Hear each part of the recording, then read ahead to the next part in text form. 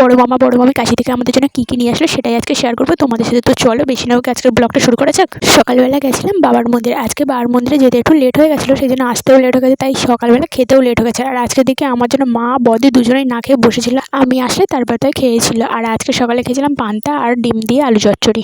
আজকে দেখি আমার মা সকালে ভাত খেয়েছিল, অন্যদিন তো খায় না, আসলে মনে হচ্ছে বদি জোর করেছিল সেই জন্য। তো তারপরে আমি আর বদি দুজনে মিলে বেরিয়ে পড়েছিলাম বাজার করতে যাওয়ার জন্য। তরিকুল কাকুর কাছে গিয়ে দেখি বেশিরভাগ মাছ সব পুড়িয়ে গেছিলো, অল্প একটু মাছ ছিল। আসলে আজকে আমাদের বাজার করতে যেতেও লেট হয়ে গেছিলো।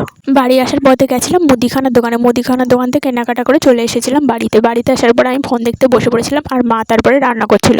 তো দুপুরের জন্য মায়ের রান্না হয়ে গেলে বসে পড়েছিলাম দুপুরবেলা খেতে। আজকে দুপুরে আমাদের রান্না ছিল উচ্ছে আলু ভাজা, পটল আলু মাছ দিয়ে তরকারি। অন্যদিন তো দুপুরবেলা খাওয়া দাওয়া করে দিদার বাড়িতে যায়, আজকে যেহেতু দুপুরে একটু খেতে লেট হয়ে গেছিলো সেজন্য আজকে আর দিদার বাড়িতে যান, আজকে বাড়িতে বসে বসে টিভি দেখছিলাম।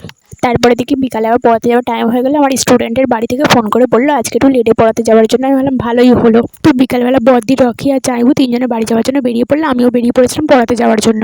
পড়িয়ে বাড়ি আসার পথে দেখি বড় মামা জামরুল পাচ্ছে, তো দিদা আবার ওর থেকে কয়েকটা জামরুল নিয়ে আমাকে খাওয়ার জন্য দিয়েছিল। কিছুদিন আগেই বড় মামা বড় মামি কাশিতে গেছিলো, তো আমাদের জন্য অনেক কিছু নিয়ে এসেছে। যেন একটা বিভূতি ভস্মের প্যাকেট দিয়েছে, এটা দিদার কাছে দিয়েছে, দিদাকে অর্ধেকটা নিতে বলেছে, আমাদেরকে অর্ধেকটা নেওয়ার কথা বলেছে। আর একটা রামলালার ছবি দিয়েছে, যেটা আলমারি হোক বা শোকেস হোক মারা যাবে, একটা চুম্বক টাইপের। আর দিয়েছিল ধাগা আর দুটো হার, একটা মেজদির জন্য একটা আমার জন্য। তো আমারটা তো আমার গলাতে পরিয়ে দিয়েছিল মামি, আর হারটা খুবই সুন্দর, পরেও বেশ ভালো লাগছিল। বাড়িতে আসার পর আমাদের আলমারিতে বাজরংবলীর একটা ছবি মারা আছে, ওর পাশে রামলালার ছবিটাকেও মেরে দিয়েছি, দুজনকে বেশ পাশাপাশি ভালোই লাগছিল। তো যাই হোক আজকের জন্য এতটুকুই, দেখা হচ্ছে নেক্সট ব্লগে।